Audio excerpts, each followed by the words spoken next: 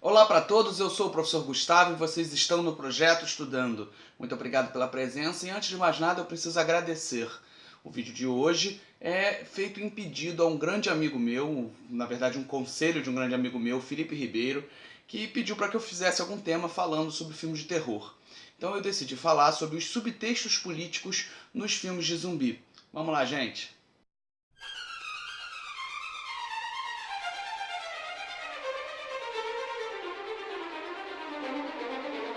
O mais antigo filme de zumbi se chama Zumbi Branco, de 1930. Ele é feito por Victor Halperin. Embora seja um marco histórico do primeiro filme, não é nem de longe o mais relevante. Porque embora a gente tenha ali na década de 40 e 50 diversos filmes sobre essa temática, o filme que realmente vai se tornar o símbolo do filme de zumbi só vai acontecer lá em 1969. Esses filmes iniciais de zumbi vão se basear muito em cultura voodoo. A cultura voodoo é uma religião de matriz africana que se desenvolve no que hoje é o Haiti, ainda durante o período colonial. Seria um paralelo às religiões afro-brasileiras que se desenvolvem aqui no Brasil colônia, mas que têm uma matriz africana. Então é mais ou menos esse paralelo.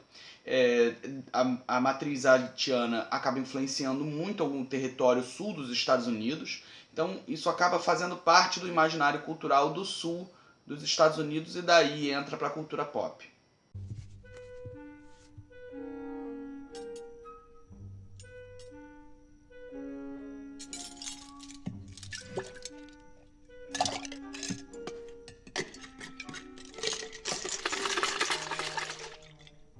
My friends need to be punished.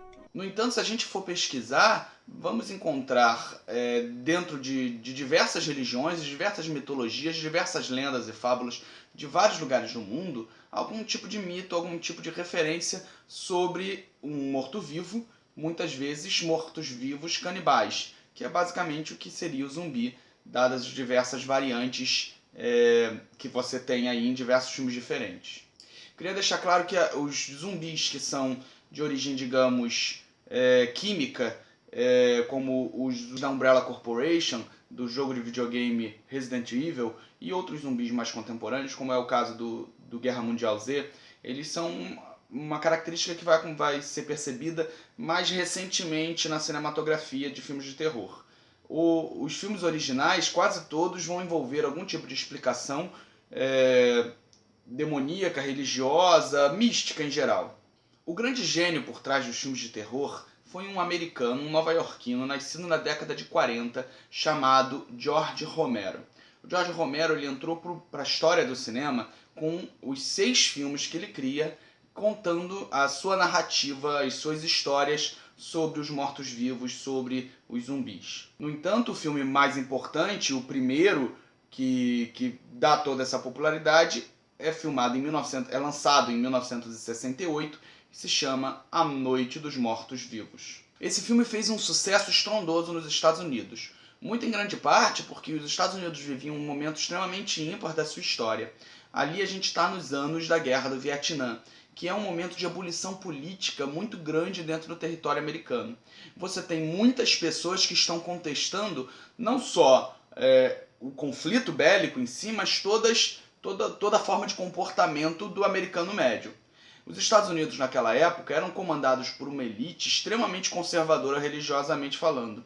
E o filme ele desafiava muito essa elite conservadora, na medida que era um filme de extrema violência, com um subtexto místico que era tabu até aquela época. Então ele já de cara, mesmo antes da gente começar a falar do contexto da imaginação política que ele oferece, a gente já pode falar que o filme foi um filme que marcou a época também pelo momento em que ele é lançado, um momento de ebulição muito grande dentro dessa sociedade. E a principal crítica imbuída nesse filme do George Romero e nos subsequentes, que o próprio George Romero já admitiu em entrevistas que era o objetivo dele, é a crítica ao consumismo exagerado americano. Então quando ele imagina um ser que foi humano até certo ponto, e que está num estado de torpor, pós-morte, mas ainda vivo, bota isso tudo em aspas, né? Que tem um desejo impossível de ser freado, de comer o próximo. Ali tem todo um significado de absorção e de consumir de maneira desenfreada. Então, quando ele faz essa construção do zumbi que come o seu oponente, ele está, na verdade, fazendo toda essa reflexão sobre a sociedade norte-americana que vivia um momento de consumir e desenfreadamente. É uma grande crítica ao capitalismo americano. É claro que diversos outros filmes de zumbi vão estar oferecendo outras críticas possíveis. A grande importância dos filmes do Romero é que eles vão ditar todo o ritmo para o gênero a partir dali. Até hoje, os filmes de zumbi, como todos os filmes de terror, são um grande paralelo para algumas reflexões críticas. Eu, pessoalmente, não sou muito fã de filmes de terror, pelo menos os contemporâneos, mas eu tenho que admitir que, sobretudo, os filmes mais antigos da década de 70 e da década de 60, eles são uma grande plataforma para a gente entender a sociedade norte-americana daquela época. Tanto no seu aspecto conservador, quanto nos seus aspectos de crítica a esse conservadorismo, que é o que a gente vê muito, muito ligado à Noite dos Mortos-Vivos. Night of the living dead, the dead who live on living flesh. The dead whose haunted souls hunt the living whose bodies are the only food for these ungodly creatures. A Noite dos Mortos-Vivos era coproduzido por um homem chamado John Russo. O John Russo e o George Romero depois eles se separam, eles têm algumas rixas. O nome, a nomenclatura dos mortos-vivos também é dividida entre eles, é um aspecto jurídico que é desnecessário aqui para o nosso vídeo. Mas o John Russo ele continua produzindo filmes de zumbi e ele lança um segundo filme que a gente vai falar aqui nesse vídeo, que é A Volta dos Mortos-Vivos, que parece a sequência do original pelo nome, mas não é exatamente isso, tá? Os 6 filmes em sequência da série do George Romero tem outras nomenclaturas. Eu vou colocar aqui na descrição do vídeo lá todos os filmes do George Romero e todos os filmes do John Russo para quem quiser procurar. Esse A Volta dos Mortos-Vivos, de 1985, é aquele filme que fica cristalizado na cultura pop como o filme onde os zumbis queriam comer cérebro. Então tem algumas sequências onde os zumbis ficam falando miolos, porque eles querem absorver o cérebro das pessoas.